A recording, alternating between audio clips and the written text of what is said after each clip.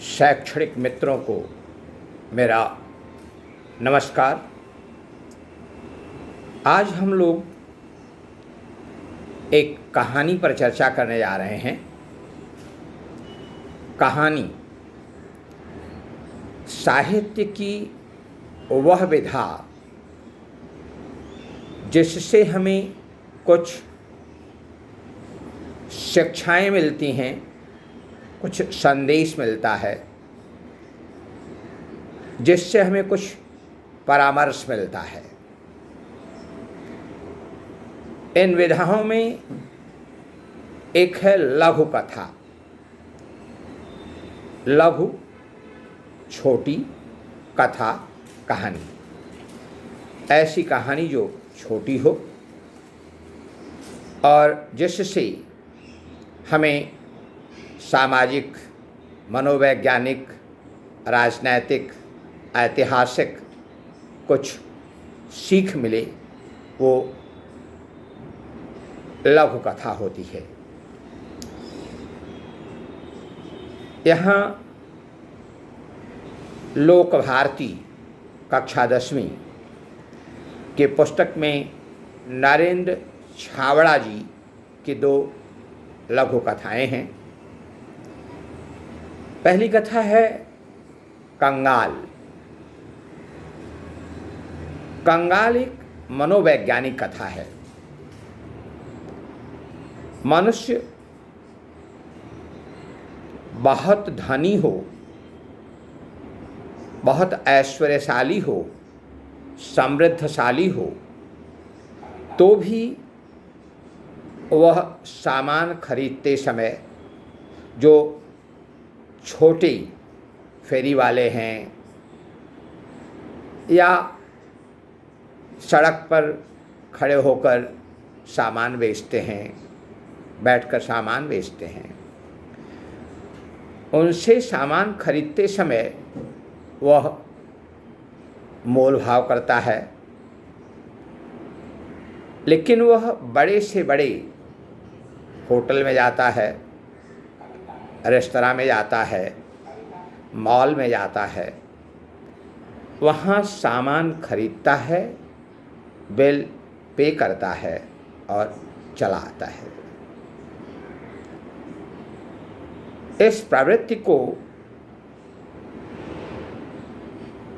उद्घाटित करते हुए नरेंद्र जी अपने आप को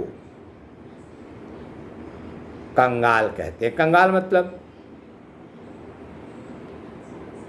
दारिद्र, जिसके पास कुछ भी ना हो वो होता है कंगाल। कहानी का मूल स्वर ये है कि मनुष्य बड़ा होकर भी कई बार कंगालों जैसा व्यवहार करता है। 2 रुपये, 3 रुपये, 4 रुपये, 5 रुपये के लिए वह मोल भाव करता है। इस वर्ष बड़ी भीषण गर्मी पड़ रही थी। दिन तो अंगारों से तपे रहते ही थे, रातों में भी लू और उमस से चैन नहीं मिलता था। सोचा इस लिजलिजे और घुटन भरे मौसम से राहत पाने के लिए कुछ दिन पहाड़ों पर बिता आएं। अगले सप्ताह ही पर्वतीय स्थल की यात्रा पर निकल पड़े। 2-3 दिनों में ही मन में सुकून सा महसूस होने लगा था। सुकून सा महसूस होना, चैन पाना, राहत पाना। वहाँ का प्राकृतिक सौंदर्य, हरे भरे पहाड़, गर्व से सीना ताने खड़े, सीना तान कर खड़ा होना, गौरव महसूस करना, दीर्घता सिद्ध करते हुए वृक्ष, दीर्घता, लंबाई, महानता, बड़ाई, पहाड़ों की नीरवता में हल्का सा शोर कर अपना अस्तित्व सिद्ध करते झरने, अस्तित्व, एक्सिस्टेंस, जीवन, नीरवता, संपूर्ण शांति, संपूर्ण शांति को भंग करते हुए झरनों से जो पानी बह रहे थे, कलकल की आवाज़ आ रही थी, वह अपने अस्तित्व का बखान कर रहे थे। मन बहलाने के लिए पर्याप्त थे। मन बहलाना, एक रास्ता से भरे हुए जीवन में बदलाव लाने के लिए लोग प्रकृति की गोद में अक्सर जाया करते हैं। तो प्रकृति की जो अपनी छवि होती है, शोभा होती है, वह मन को बरबस ही आकर्षित करती है। और कहानीकार स्वयं जब उन वादियों में पहुँचे थे तो वहाँ के पेड़ों, वहाँ के वृक्षों, वहाँ के झरनों, वहाँ के मौसम आदि से बहुत प्रसन्न चित्त महसूस कर रहे थे। उनका मन उसमें रस प्राप्त कर रहा था। उस दिन शाम के वक्त झील किनारे टहल रहे थे। झील के किनारे टहल रहे थे। एक भुट्टे वाला आया और बोला, साहब भुट्टा लेंगे? गरम गरम भून कर मसाला लगा कर दूंगा। सहज ही पूछ लिया, कितने का है? 5 रुपए का। क्या 5 रुपए में एक भुट्टा? हमारे शहर में तो 2 रुपए में एक मिलता है, तुम 3 ले लो। अक्सर हम मोल भाव में झूठ बोल जाते हैं कि हमारे शहर में तो कम ही मिलता है। दूसरा जो दुकानदार है, आप मुझे इतने में दे रहे हैं, वहाँ तो इतने में ही मिल रहा है, कम में ही मिल रहा है। मोल भाव का शायद बड़ा पुराना तरीका है। तो उन्होंने कहा, भाई हमारे शहर में तो 2 रुपए में मिलता है, तुम 3 ले लो। नहीं साहब, 5 से कम में तो नहीं मिलेगा। तो रहने दो। हम आगे बढ़ गए। एकाएक पैर ठिठक गए। ठिठक जाना, स्वयं रुक जाना और मन में विचार उठा के, हमारे जैसे लोग पहाड़ों पर घूमने का शौक रखते हैं, हज़ारों रुपए खर्च करते हैं, अच्छे होटलों में रुकते हैं, जो बड़ी दुकानों में बिना दाम पूछे खर्च करते हैं, पर गरीब से 2 रुपए के लिए झिकझिक करते हैं। गरीब से 2 रुपए के लिए झिकझिक करते हैं। ये मानव मनोविज्ञान है।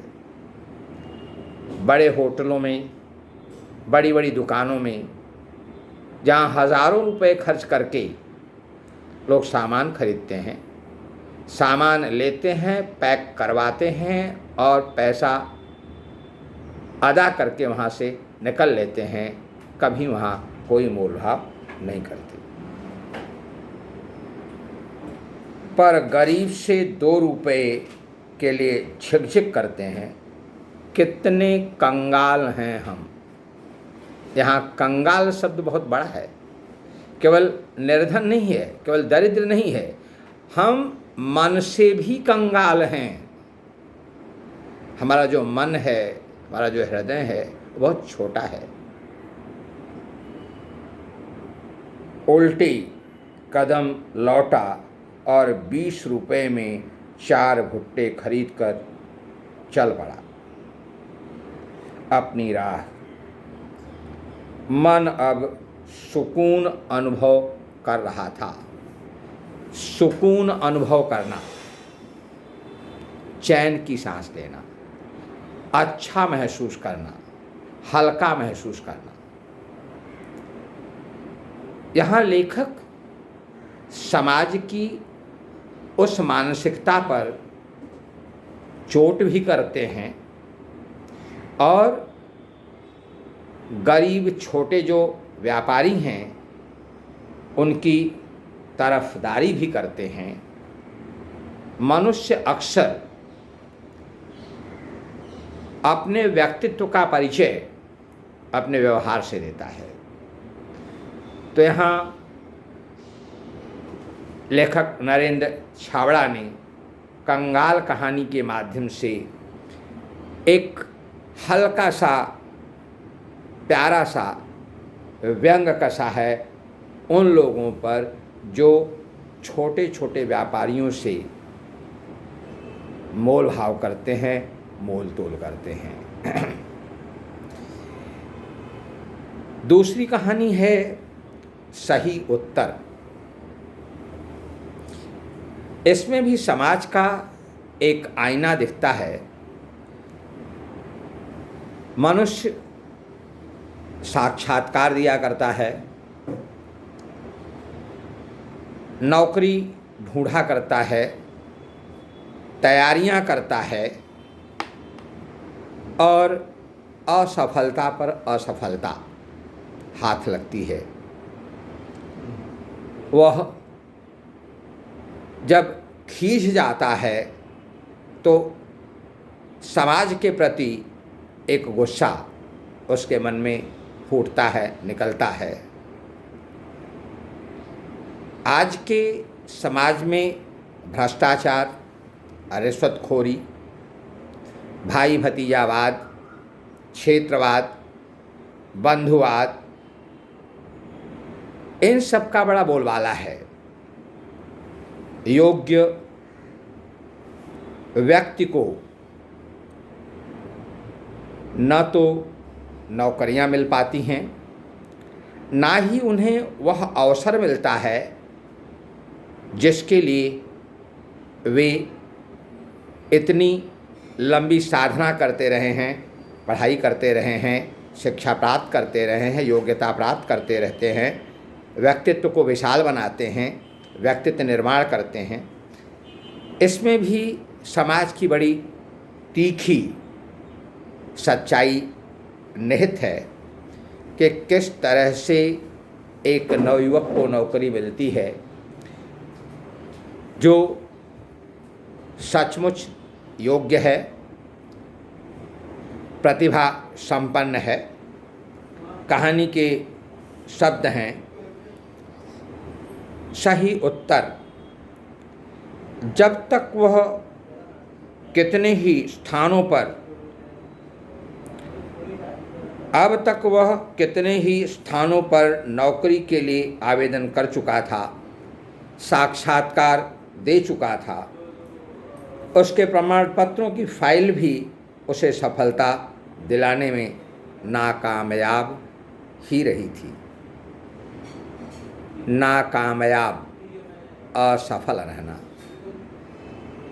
प्रमाण पत्रों की फाइल, प्रमाण पत्र, सर्टिफिकेट्स, जीवन में बड़ी श्रम साधना के बाद जिन प्रमाण पत्रों को, जिन सर्टिफिकेट्स को उसने प्राप्त किया था, उनका एकत्रीकरण किया था, वे भी उसे नौकरी नहीं दिलवा पाए थे। जीवन में मिली थी तो क्या असफलता और असफलता। हर जगह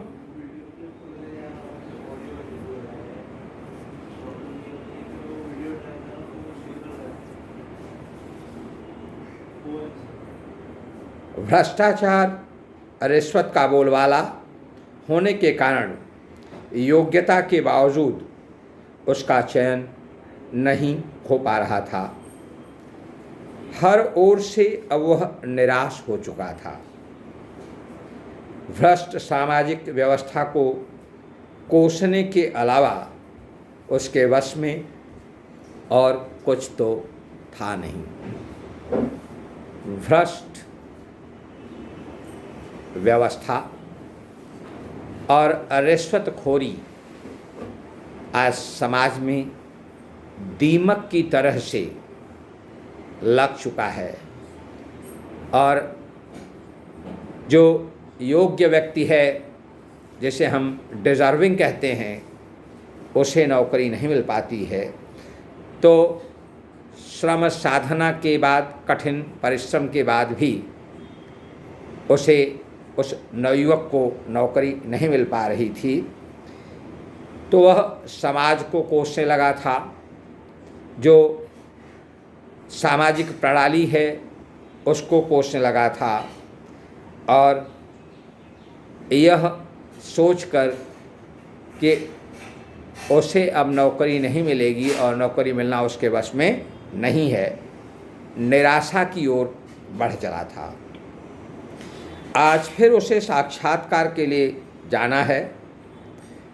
अब तक देश प्रेम, नैतिकता, शिष्टाचार, ईमानदारी पर अपने तर्कपूर्ण विचार बड़े विश्वास से रखता आया था, लेकिन इसके बावजूद उसके हिस्से में सिर्फ असफलता ही आई थी। हिस्से में असफलता ही आई थी। साक्षात्कार के दौरान, इंटरव्यूज़ के दौरान लोग सामाजिक चेतना, देश प्रेम और भ्रष्टाचार, समाज के और जो अंग हैं, नैतिकता क्या है, शिष्टाचार क्या है, ईमानदारी से संबंधित प्रश्न पूछते हैं। लेकिन बहुत विश्वास के साथ उत्तर देने के बाद, तर्क के साथ भी उत्तर देने के बाद भी उसे अभी तक कोई कामयाबी नहीं मिली थी और वह असफलता को ही गले लगा पाया था। साक्षात्कार के लिए उपस्थित प्रतिनिधि मंडल में से एक अधिकारी ने पूछा, भ्रष्टाचार के बारे में आपकी क्या राय है?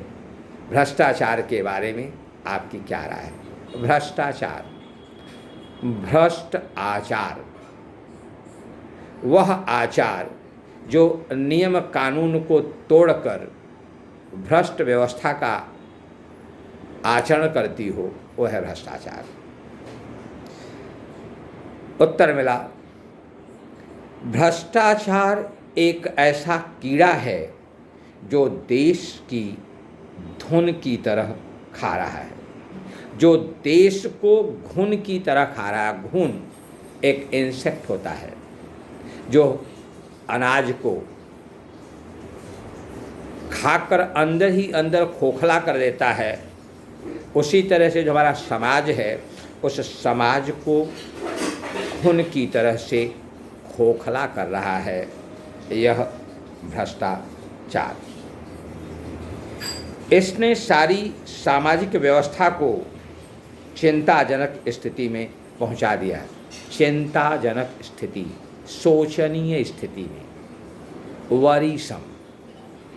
जो हमारा समाज है वह पूरी तरह से शोचनीय अवस्था में, चिंताजनक अवस्था में पहुंच गया है। और उसका कारण कौन है? भ्रष्टाचार। सच कहा जाए तो यह देश के लिए कलंक है। कलंक, समाज के ऊपर एक काला धब्बा है, एक कलंक है। A black spot which gives the bad name to the society. कलंक। अधिकारियों के चेहरे पर हल्की सी मुस्कान और उत्सुकता छा गई। उत्सुकता, जिज्ञासा, जानने की इच्छा। जो साक्षात्कारकर्ता थे, इस उत्तर को सुनकर उनके मन में जिज्ञासा की रेखाएं खिंच गईं और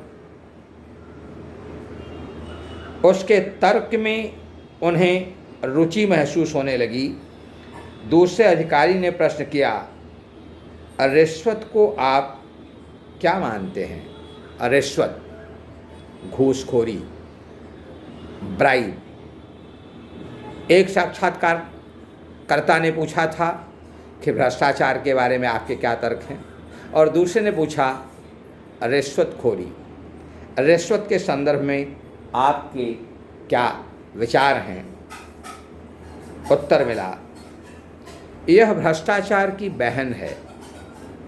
जैसे विशेष अवसरों पर हम अपने प्रियजनों, परिचितों, मित्रों को उपहार देते हैं, इसका स्वरूप भी कुछ वैसा ही है, लेकिन उपहार देकर हम केवल खुशियों या कर्तव्यों का आदान प्रदान करते हैं। कर्तव्यों या खुशियों का।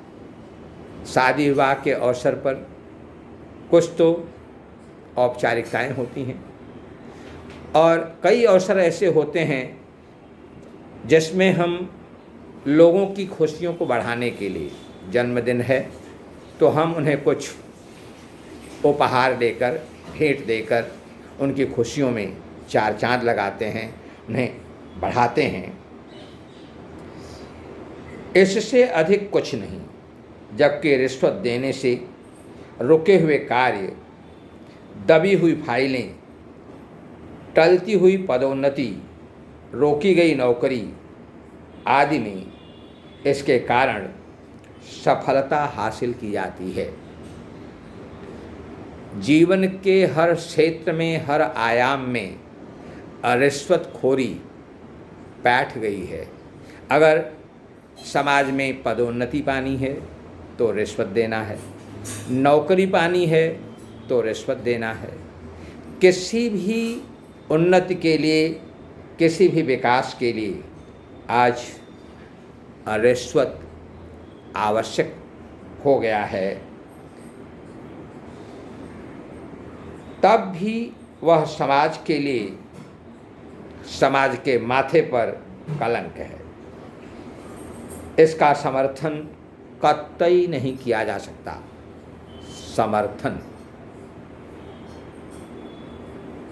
समर्थन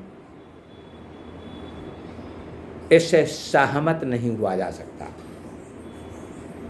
उसको स्वीकृति नहीं दी जा सकती, उसका पक्ष नहीं लिया जा सकता। रिश्वत जो है यह समाज के लिए बहुत ही नकारात्मक है, समाज का नुकसान करने वाला है।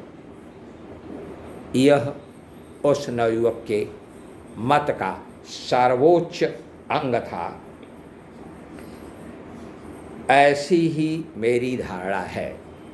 धारणा, मत, ओपिनियन, इट्स माय ओपिनियन। यही मेरे विचार हैं कि भ्रष्टाचार और रिश्वत दोनों ही इस देश के विकास में बाधक हैं, इस देश के लिए कलंक है।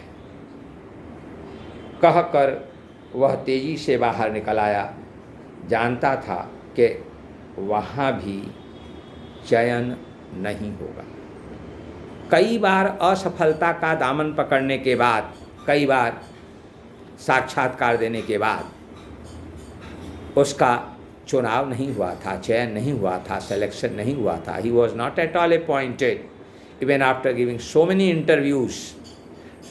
तो इस बार भी उसके मन में यही लगा था कि असफलता ही उसके दामन में गिरेगी, और वह वहाँ से बाहर आ गया था।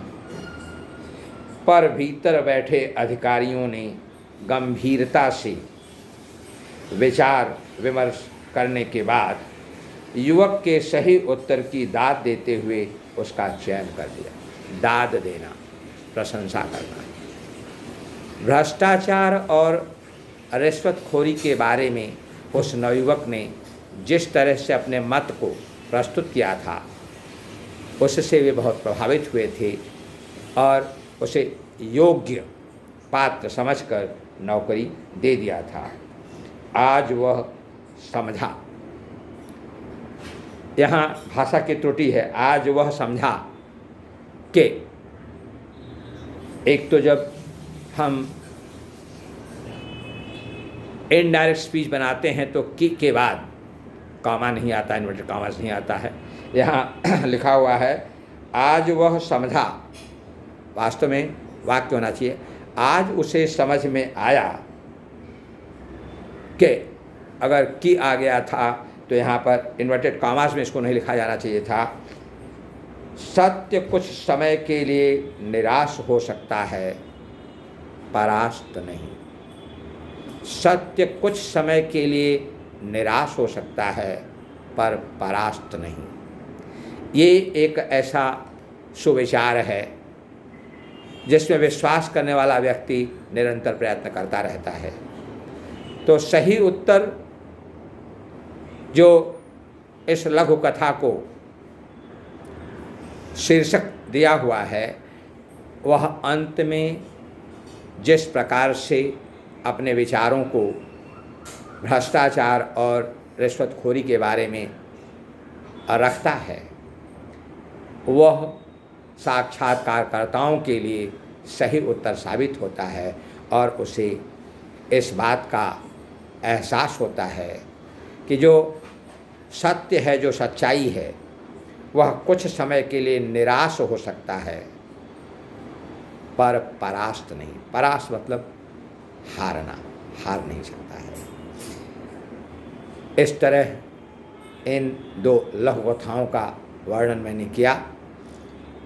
अगर आपको मेरी कहानी, मेरा कहने का ढंग आपको पसंद आया हो तो कृपया आप इसे शेयर करें, लाइक करें और सब्सक्राइब करें।